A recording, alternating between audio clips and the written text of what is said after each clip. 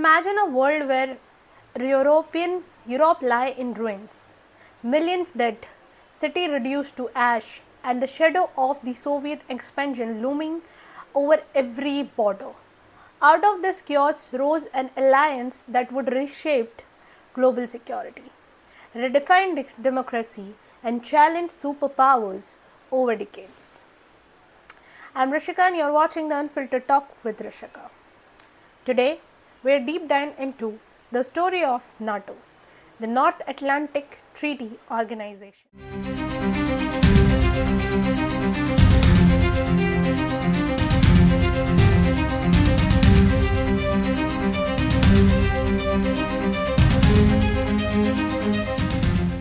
In 1949 to role in today's complex world. After World War II, Europe was a continent in a despair. 36.5 million dead, refugees camped everywhere, and cities like Hamburg half empty, half destroyed, and amidst this chaos, the threat of communist expansion, backed by the Soviet Union, grew.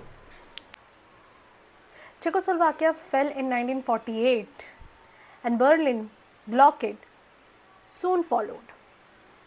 The world realized Europe needed more than reconstruction, it needed security.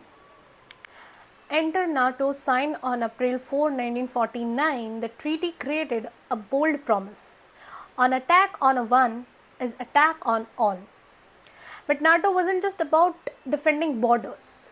It aims to prevent resurgence of the European militarism, and encourage political integration, and forge a lasting translating partnership. With outbreak of the Korean War and Soviet atomic bomb in 1949, NATO moved quickly, stabilizing shape in France with Dwight D. Eisenhower, however, it is first supreme Allied commander.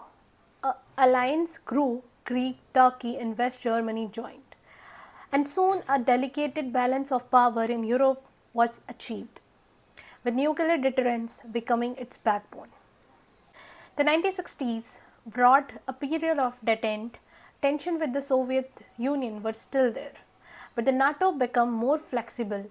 It introduced the strategy of flexible response and encouraged political dialogue through the Harmel Report. Even when France stepped away from the NATO's the main military command in 1966, alliance showed it could manage difference without falling apart. The Cold War ended, but NATO continued. It adjusted to new challenges. The Yugoslav War in 1990s, the Kosovo conflict, and the largest Afghan after 9/11, when Article 5 was used for the first time in our history. NATO changed from defensive alliance into global security actor, combining military power, diplomacy, and humanitarian mission.